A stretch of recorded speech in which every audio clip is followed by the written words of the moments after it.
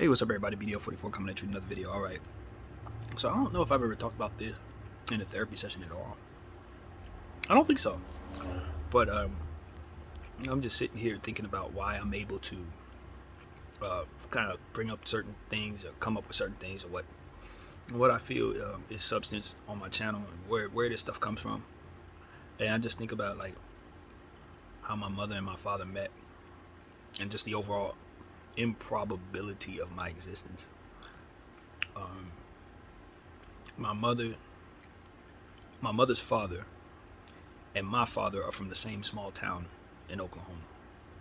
I don't think there's more than probably 6,000 people in that town. I don't think so. My father had two other, families, one before me, one after me. But I'm the one son that he has that has roots from where he's from on all four corners of my family. I never thought about that until right now. My dad had like 11 kids, but only one of them has full Watanga roots. Me. And I just don't think, like, it's really strange because my mom and my father did not meet in Watanga. They met out here at my cousin's funeral. Ethel, rest in peace. She passed away in order for me to live, man. They met at that place, at the funeral, and I guess they struck up conversation and found out the improbable nature of the reality, and came together based on that. But like, I just don't even understand it, really. I look up and I say, a lot of the favor that I've seen, a lot of the miracles that have come my way, and some of the terror and some of the things that I've been through, not terror, but just some of the trauma and stuff like that, it all comes together to make for just the reality that I am improbable.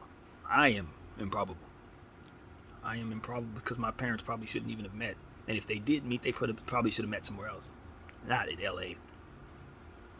Not under those circumstances. And so I think about that, and I just think about the purpose God has given me, and the ability that I have to bring up certain things and not fear certain things, and to be in this position that I'm in, which is really, really tough, but allows me to stay in a position to say the things that I want to say without being edited. And I know that goes away once this channel grows. I know that. That's one of the reasons why I haven't tried to promote as much, because I like the ability to say the things that they would otherwise ban me for saying, or anybody really knowing it. But the people who follow me, who I know, a lot of you are in positions of power. I know this. If not power, in positions of fame, positions to reach a lot of people, what it is you're listening to, suggestions I put into this camera, you're going to catch. You're going to be able to do something with it that I would not be able to. And that's what I know. And so I look at my life, I look at the Lord and how he's moved me, the way I got this apartment, and various different miracles that have come my way. Miracles, absolute timing miracles. And I just say, I'm in the middle of something. As I yet sit here waiting for another miracle with everything against me, everything piled against me, I just look up and say, this is just a continuation of the same life I've been living the whole time. Everything was improbable. Everything's always been up against me. It ain't never been not like this. And I've never known of a world where I didn't have confidence that I can reach deep in my soul and bring out something that the world needs. Never been a time where I didn't feel that way. Even when I was 16 years old, I thought I had a certain substance that understood things that made no sense for me to understand, but could help 1 million, 2 million, 3 million people. It's just in me. My mother told me I had something to say. She told my father rather I had something to say when I was born, because they could hear me 3 floors down in the hospital. I was that loud. Like, that kid has something to say. He's coming to say something. And they put that in my head, so maybe that's what's provoked me to be this way, but maybe not. I don't know what comes first, the chicken or the egg. I'm not sure. I don't know if they were right or I made them right. I'm not certain. But one thing's for certain is I'm not supposed to be here. I ain't. Through some of the things that I've been through, some of the things that I allowed to happen in my own life, and not taking care of certain businesses, I shouldn't be here. But I'm happy that I am, and I'm waiting for the next miracle. But I'm also understanding, like I said, I'm in the middle of something. This life, improbability, spiritual energy, all kinds of different stuff that's just not basis frequency stuff, man. When I say basis frequency is, this is what's in front of me, it's matter, and therefore I'm holding my phone, and that's it. No, it's more. There's more. I feel it every day. I feel it all day. There's more. And as I continue to reach deep into myself and bring it to you guys, I just believe in the ability to change the world. I believe in it. Not by way of my own exhaustion, but by the way of suggestion. No different than any other teaching. You just leave it out there and let God do what it is that He's going to do with it. That's it. You don't worry about that. Numbers, self-exhaustion, all these different things, they hold no weight. None. Why? Because all of the greatest stuff has been left here longer than the lives of the people who left from here. All my favorite stuff is left by posthumous people almost. All the most important energy and information left here by people who've already lived. You know, I was thinking about a couple of days ago, not to ever compare myself to anybody this great in any way, but I was thinking about the lady Mother Teresa. Randomly, yesterday. I hadn't heard her name in years, bro. Years. But when I was a little kid, you know, she was running around doing all kinds of good all over the world. Every time you look up, she's on TV doing something good. Every time you look up, she's doing something to help bring people closer to Christ. And one thing I knew about her life, so that woman was born wealthy. Not just rich, wealthy. Big money, big money. She gave all of her fortune away to help people who didn't have nothing. And the one thing that I always remember is that they say it's easier for a rich person to get through the eye of a pin needle than to get into heaven. And what I'm here to say is, far be it from me to know if she made it to heaven, but she did everything she needed to do to get through that pin needle, so it's possible. And that's why I speak the way that I do. Because I believe some of y'all gonna be able to get through that pin needle. Some of y'all gonna get there. I believe I talk to the rich. By way of my connection to the Lakers and my focus on the Lakers, I believe I speak to the wealthy every day. And I don't think that's an accident. I don't think so. And so what I try to tell you is there's a way, man. There's a way. There is a way. And it starts with compassion. It starts with mattering to yourself before you let anybody else exalt you or say yes to you. Yes, you can do everything. Yes, you can, but not because they said it, but because you can. And these are the things that I want people to understand so they'll know that there is energy and entities out there that want to use that insecurity against you, and they will use it and stir it so many different ways, far more ways than I can articulate right now, to make you think that they're not there, to make you think that you're not good enough, and then proceed to continue the plans that they're on. I think that's the message that my dad was talking about. I needed to say. That's what I'm here to say. That middleman ain't low. I see him, and I ain't afraid of him.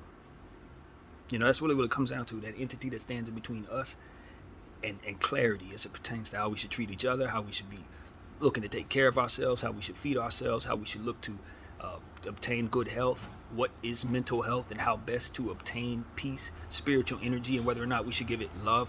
Like, these are the type of things that I'm just like, no, this is something that we need to be talking about. No different than we talk about the Lakers stats every day. Same channel, same circumstance, because this is not separate. It's not separate. It's that middleman that wants you to think these things are separate. These things aren't separate. Spiritual energy should be as common as this meal, this spoon in front of me. Because that's how real it feels to me every day I pray. Every day I pray, I feel it. And I want people to know that just because you may not be able to feel it does not mean that there isn't a matter of fact within these things. It's there. I don't know that the Most High wanted everybody to feel it. I don't know that the Most High wanted everybody to be on that frequency, so to speak. But that frequency exists. Do not question it. Let me be someone who confirms it for you. If you believe anything I've ever said, believe that. Believe that. Now, what are the secrets to these things? I don't know. Who's the Most High? Is he Allah? Is he God? Is he Buddha? I don't know. I would never tell you that I'm certain. I just believe in the God I know, and I call to him.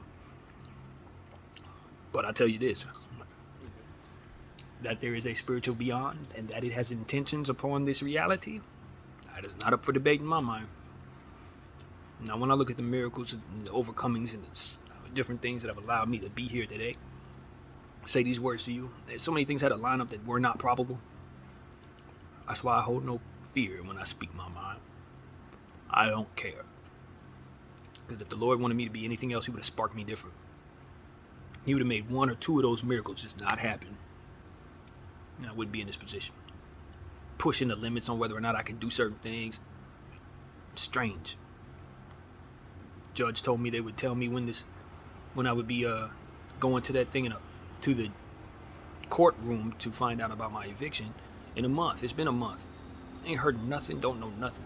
All this has done is drug my mind to a place of having to overcome. Everything broke at the same time. Talking about miracle energy versus the opposite. which is supposed to tear you down. Coincidences that aren't meant to do nothing but tear you down. Crypto coincidences. Talking, as soon as I put my money in, it drops to the ground. As soon as I pull my money out, it shoots to the sky. Multiple times. Check some of the therapy sessions out there. All there. This stuff it's been an attack and a bunch of miracles. That's what it is. A miracle attack energy. Like, timing is like, nah, that's not supposed to be happening either, but it's bad and you're dealing with it. And great stuff in that same vein. It's all timing, man. It's nestled in the timing. And so I feel like the spiritual energies surrounding me are at war with one another. That's how I felt. I felt that way for a while now. That I'm sitting in a space where there's war taking place. And that's what I want people to understand. I ain't just at war with my mindset and certain things. I'm in a space of spiritual warfare as we speak. I'm fighting. And that's why I'm so intent on bringing this to you guys every day, because as I continue to fight, I find myself going through moments of weakness, moments of self-doubt, moments of wanting to walk into dark coping mechanisms, circumstances that don't cater to the reality of my understanding of spiritual energy, things that don't help me connect to that source that I believe in, of whom I do not know his name, but call him Jesus anyway. That connection is a forgiveness connection. So when you fall off the wagon or whatever it is that you do to cope, you just remember that he's not gonna turn you away when you come back to him. He ain't. You might have to pay for what you did, but he's not gonna turn you away. Another thing that's in my heart that I really believe, and I'm gonna share this with you guys. This is just what came to me on my own independent. And I may have said this already, but I started praying for people who do not pray like me.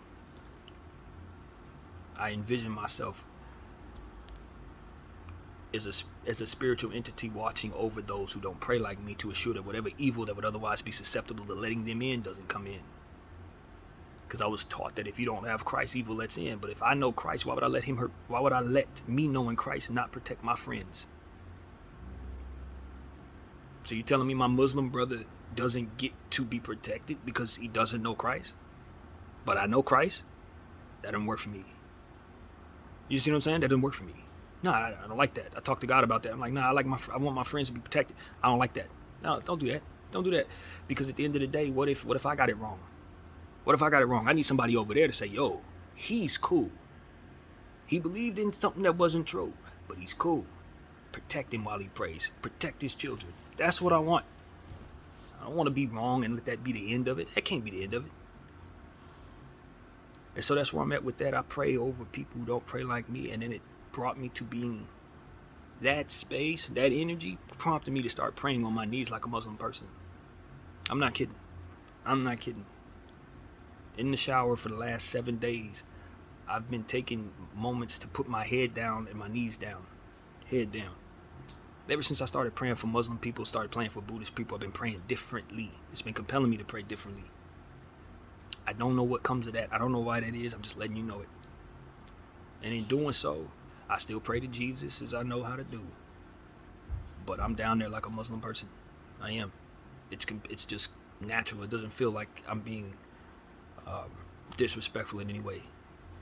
I just feel like there's something real to what it is that they do. And I've discovered it on my own without any doctrine, any influence whatsoever. It just compelled me to get down there. So that's what I want to tell you. There's a big question mark as it pertains to how to get along with your brothers or your sisters who don't pray like you. And I'm on a quest to figure out how best to protect all of us if that's such a thing could be done. All of us. Atheists, everybody. Anybody that Satan wants to attack needs to be protected from him. And everybody who has a mind can change. Everybody who has a soul can be reached. Everybody who knows Christ can be convinced to turn their situation around, I believe. And knowing Christ is not a deal breaker. That's what I want people to believe as we go forward.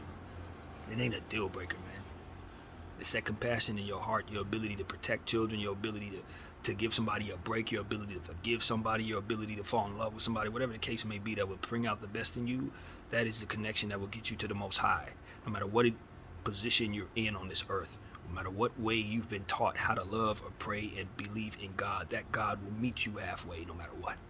That's what I've come to understand. I know it. When I asked him to protect my brothers and my sisters and who don't pray like me, I felt good energy. I felt thankful energy. I felt like that was something that was meant for someone to do if it had never been done. While my Muslim brother prays, I want to keep an eye watch over everything that comes his way. While my Buddhist brother prays, I want to keep a watchful eye over everything that prays on him while he prays. This is what a Christian can do. This is what we believe we have the ability to do because we believe we know the real guy. We know the real one, right? We know the real one, so why would all of his love and acceptance and his warm energy, if you know him, if you really know him, then you know he ain't about turning nobody away. He'll wash your feet. You know what I'm saying? That kind of guy. The last thing he wants us to do is showing people in his name. I don't care how many wars have been done in this way. I don't care how many preachers tell you otherwise. I don't give a damn what they say. I'm telling you from within my own spirit. He don't want you to be pushing people away because of the differences in how they pray, especially if they believe love is in their heart when they do so. He will meet them halfway. And he'll give you the ability to protect them and all these different things that we would otherwise want if we had that compassion naturally in our hearts, instead of the agreements in place to keep us from being compassionate organically. It's all evil. Separation of different religions and different things, man. We're supposed to be protecting each other as we pray. That's all that we really supposed to be doing. That's what I've come to conclusions of. It's like, look, you watch over. When he goes down, you keep your head up. When I put my head down, you keep your head up. That's why we're in different positions. We're all fighting against the same demon. That's what I've come to understand. Your God, who you call God, may be a different name. But his enemy, same guy. That's definitely the same person. And that's why I know. You may think it's a million gods, but it's definitely only one Satan. I can tell you that. It's only one of him. And he want to destroy all of them. All major religions, all atheists, anybody, anything. All of you, any spiritual energy or lack thereof is meant to be destroyed by that entity. He's a destructor. He wants to erase and leave us back to nothingness. That's all it is. Back to nothingness. No living, no nothing. It's cold, black, or cold, white air. That's it.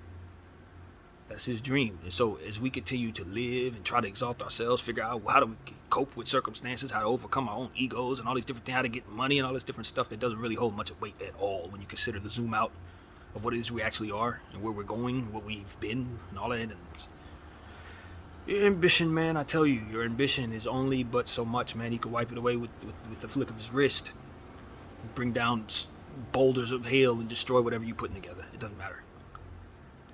Even if you're doing it on a different planet, you can do the same thing somewhere else. It doesn't matter. So I've come to understand. So when I look at different people doing whatever they do in 2023, I'm just above it and beyond it. No disrespect to anybody, but I'm just above it. While y'all chasing your numbers, I know where the true timing is. I know where the numbers come from. I know who's actually counting. You understand what I'm saying to you? And I know a lot of people are focused on right now, but I also know that he knows what happens after that and after that and after that. So if he gives me the right stuff to say, I don't need to worry about any of that. It'll affect all of it. It's what I know. And so, like, that's what I want to tell people. Like, don't think for 1 second that there's nothing out there other than what it is that they tell you or don't tell you is out there. It's more. And I think what it really boils down to is compassion. I truly believe it boils down to compassion. Everything I've known about Christ is compassion. Now, as it pertains to other religions, it might not always be like that. It's about war. It's about fight. It's about stand discipline. It's about long suffering. Different religions, different point of view, different place. They need to do that there. And that's what the Lord has helped me understand. It ain't for them to be like that. If he wanted everybody to be like that, they'd be like that. But guess what? If you be like that over there, it ain't gonna work the same way as it is you be like this over here. Which is why we're different. They need to protect against certain things that would make it so that they don't have this, that, and the third or whatever that you may have. But that you have this over here means that they can come over here and find this different thing that they don't have. And that would be valuable to them. And what they have would be valuable to do. And these are the type of things I know.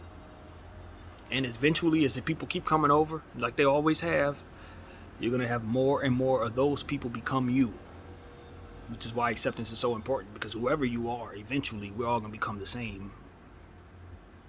It's just what it is, man. We're going to keep on loving. We're going to keep on procreating. We're going to keep on having a natural selection, which is unfortunate. People are going to pass. And we're going to have everybody who's left continuing to push forward. And it's going to be a mesh of everything that's already here. So we need to not be so caught up in what it is we're doing right now. But we need to anticipate the issues and the circumstances and what needs to be for them as we continue to be separate, knowing that we're going to come together in the end.